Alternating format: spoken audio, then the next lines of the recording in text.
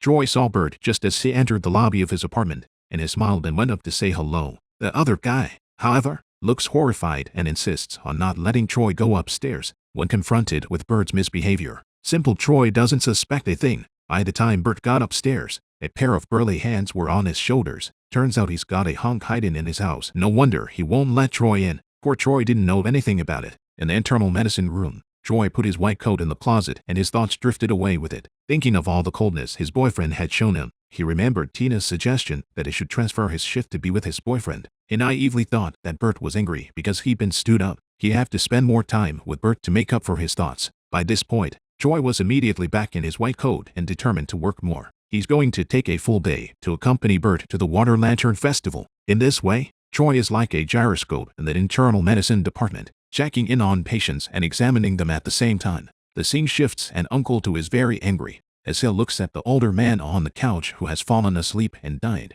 Obviously, I had an appointment to go to the hospital today for a health checkup, and now I have to be late again. Mick comes sniffing around.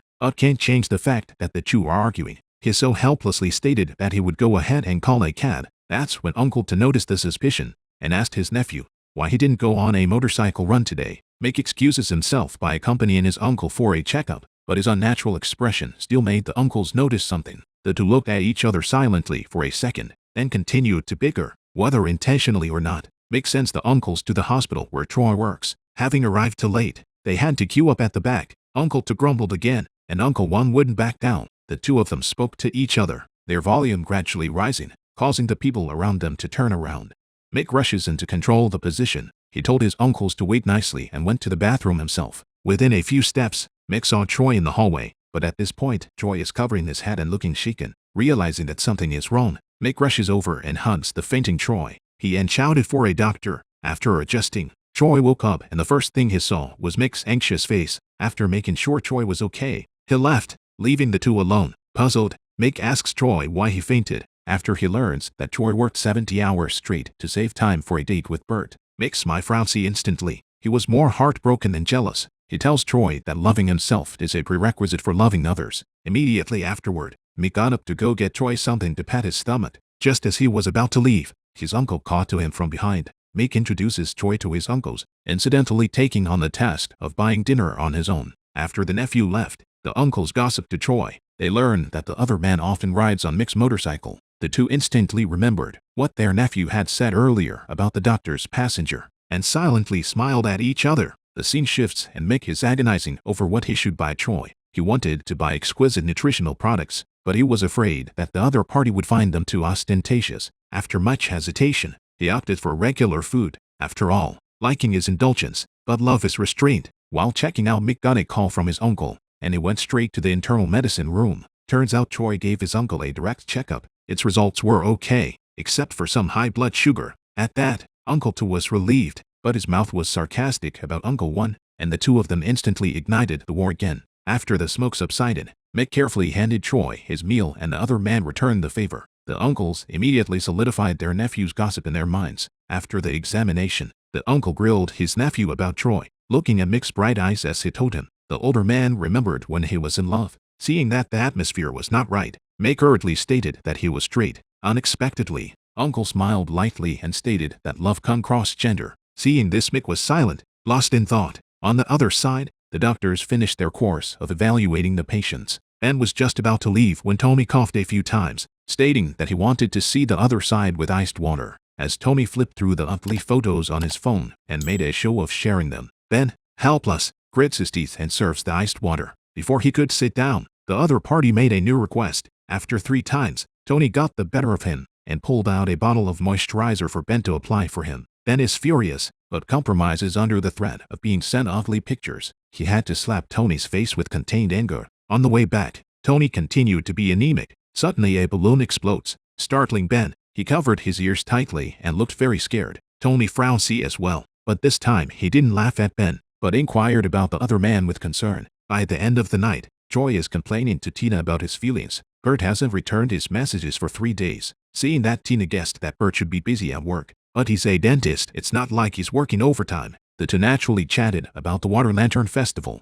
Learning that Troy hadn't invited each other yet, Tina urged her best friend to let her know ahead of time. The next day, Choi does as he's told, only for Bert to decline again. Citing handling work, Choi's expression was very downcast at the sight. That's when Tina again persuades Choi to reach out to Bert and do something for the other guy. She became more and more emotional and put her hands on the other woman's shoulders. Just then Ken pushes his way in and sees the two in an awkward position and rushes to say he has no intention of interrupting. Seeing this, Tina pulls her best friend and flees in a hurry. Thanks to Choi, by the way, for taking her home when she was drunk. Unexpectedly, Choi said that he was not the one who helped that day, and Tina was suddenly puzzled. The next moment, Choi takes his best friend to the coffee shop to say thank you to Young. Tina asks Young why he didn't tell her about that day. Young says it's nothing, then Light around him desperately tries to explain it for him. Looking at the man in front of her, Tina asked if there was anything he wanted in return. Young hesitated for half a second, seeing the other man turn to leave, before finally blurting out the idea shyly.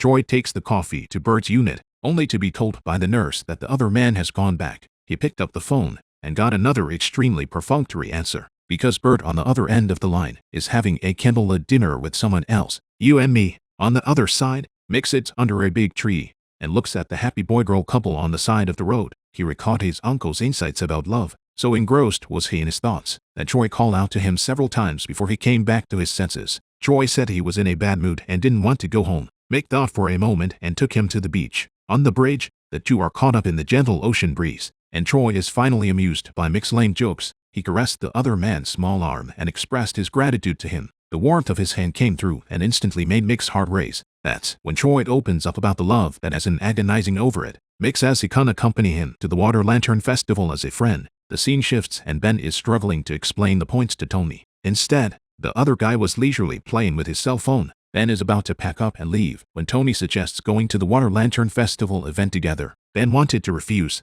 but agreed under threat. In the flashing lights, Mick and Choi surged with the lively crowd. Although they came from different hometowns, they still gathered here. It's probably destiny. Suddenly, a gust of wind blows a foreign object into Mick's eye. Mick doesn't feel like rubbing his hands together and Choi rushes to stop it. He tenderly cupped the other man's face and gently blew on it. To ease the awkwardness, Mick offers Choi to bring in and follow him himself. Unlike Bert's morally kidnapped love, Choi seems to be the dominant one in this relationship. Even when the two bought popsicles, Choi took the initiative to get his favorite flavor for the other. The two continue to open up as they walk and talk. Choi describes the frustration of working alone in a foreign country and being so busy that he doesn't have time to go home. Mick says he followed his girlfriend here, but is now broken up. That's when Tina Saturday down at the table and drifted into a vision of Choi. Seeing the many game vendors out front, Choi suggested a game of balloon tying. Mick takes a stab at it, and Choi, with his hands on him, throws the gun right at the boss. Seeing this, the two hurriedly apologized. Just then, Mick caught sight of Rose and her new love interest, and his expression immediately changed. Seeing Mick's anxious and chagrined look, Choi had guessed the reason for the relationship breakup. He had just been relieved, and now he was comforting Mick. The two just healed each other and grew together. In the detours of relationships, one becomes more and more aware of loving oneself and the meaning of true love. It's a moment where all the hurt from the ex-girlfriend seems to be healed by Choi. They continued on and saw the glittering Ferris wheel. Choi goes to buy tickets for two, but Mick anxiously refuses. Choi tells Mick not to keep repressing himself and to try to get to the highest point and see the view in the distance. With constant persuasion from the other side, Mick was taken into the Morrisons. Just as the two sailed together to higher ground, enjoying the splendor, Ben and Tony walk under the Ferris wheel. Seeing a balloon stand in the distance, Ben pulls Tony in to try to make a detour. Before Tony could say anything, Ben ran off. Looking at this timid look, Tony unexpectedly found the other party somewhat cute. On the Ferris wheel, Choi happily enjoys the view and Mick looks nervous. He finally revealed the fact that he was afraid of heights. Seeing this, Choi gently held the other man's head so Mick wouldn't look down. He just needs to look himself in the eye flatly. At this moment, looking into the naked eyes of his beloved, Mick couldn't hold back any longer. With a firm gaze, he mustered up the courage to say I like you to Choi. At the highest point of the Ferris wheel, Mick finally builds up the courage to confess to Choi. The reality, however, is that looking at the suddenly fixed Mick, Choi gently wakes the other man up. Turns out it was all just Mick's fantasy. Looking at Choi in front of him, Mick suddenly realized that liking someone is gender neutral. The Ferris wheel soon landed and the two ended the program. The scene changes to show brother Joe with his two youngest brothers, also arriving at the Water Lantern Festival. They wore fancy clothes, had confident expressions, uninhibited movements, and were full of shit. But they didn't come here to pick up girls this time. The three were confident that they were going to teach the game vendor a lesson. Arriving at the booth, the trio was greenlit all the way. Whether they were smashing cans or zipping balloons, they were like they were on a roll and took a ton of prizes. The beautiful woman in the cage also fell in the water 5 times. The trio's high profile caused a side of punks to get upset. Choi and Mick unknowingly arrive at the booth selling water lanterns. Choi proposes to put out water lanterns together, but Mick is a little hesitant because usually only lovers put them together. But looking at the other's sincere eyes, Mick immediately loosened up again. So, one of them lit the fire, the other one held the lamp, carrying their good wishes of the water lantern gradually floating away. On the other side of the room, little kids run by wrestling firecrackers, and Tony subconsciously covers Ben's ears. ผมรู้ว่าพี่กลัวเสียงดังไง Meanwhile, to celebrate their victory, Brother Joe and his men bought a lot of popsicles and distributed them to passersby. Such high-profile behavior again drew the ire of the punks, and the other kicked their popsicles away. Brother Joe immediately went up to the theory, when Tina and Young also came to the water lantern stall. On the other side, the two waves decided to split up with airsoft, and whoever lost would make a kneeling board for the other's feet. After a few rounds, Brother Joe's group won, but the punks couldn't swallow it and pulled out their guns. The two sides scuffled, and in the confusion, other gangs were joined. The group fought harder and harder, causing extreme chaos. During the water lantern, Tina makes a wish that she will meet the right person. Afterward, Young worked up the courage to ask if he could do the role. Before they could wait for an answer, a gunshot came and the two men rushed to flee the scene. Mick and Troy join the escape party. In the midst of the chaos, Troy saves a young boy who is left alone and ends up getting separated from Mick. Realizing something is wrong, Mick rushes back to look for Troy, but accidentally sees Bert. He was a little confused and thought the other man had come here because he was worried about Troy. I didn't realize that immediately afterward, Bert was cuddling with another man.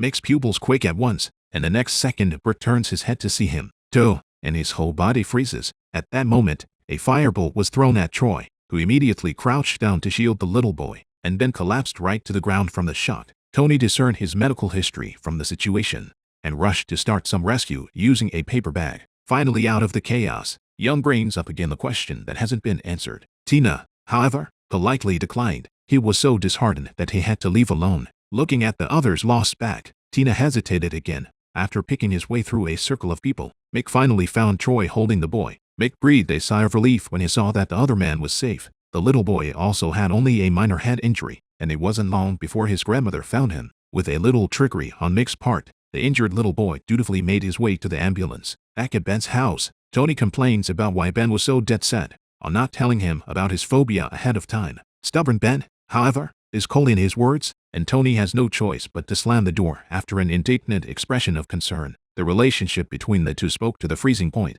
The scene changes to show Mick bringing in a bottle of mineral water and helping Troy carefully wash the dirt off his hands. The touch of skin on skin made both of them a little shy. The chaos made their feelings more purely good and deep. Mick goes to buy water again, and suddenly Troy sees a familiar figure. He went up to check if Bert was okay with concern, but the other man was very cold. Troy cathartically pounced on him, but Babe pushed him away. Mick returns from buying water when the hospital recall call comes in. Personal feelings have to be hidden before saving lives. After a moment of emergency resuscitation, Troy Saturday on the steps, alone and distraught, and Mick Saturday silently over. His gentleness was like a lifesaver, and Troy didn't hold back, falling into Mick's arms and crying out in pain. It was a moment of mutual solace for two lonely souls. Mick suspects that Bert is cheating on him, and squats downstairs with Brother Joe. Sure enough, they saw Bert and a third party making out. Mick couldn't press the issue any longer, and went up to argue with his opponent. However, Bert also perked up as an old scumbag. This farce ended with Bert's indignant departure.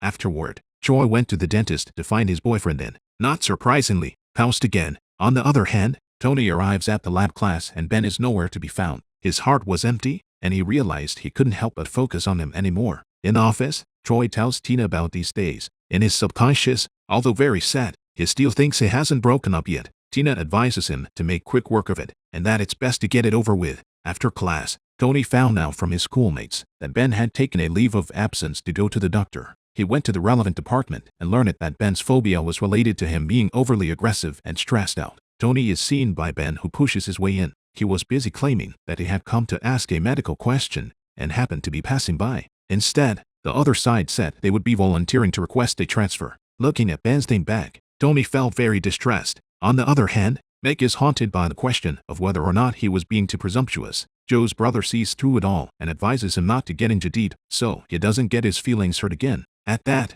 Mick was lost in thought. At the coffee shop, light gossips to her brother about last night's date. At that moment, Tina came in and the atmosphere was a bit subtle. She asked for a cup of coffee, but it tasted a little strange. Jan accidentally spilled his coffee while he was checking it out. Tina asked him if he wasn't satisfied with yesterday's answer.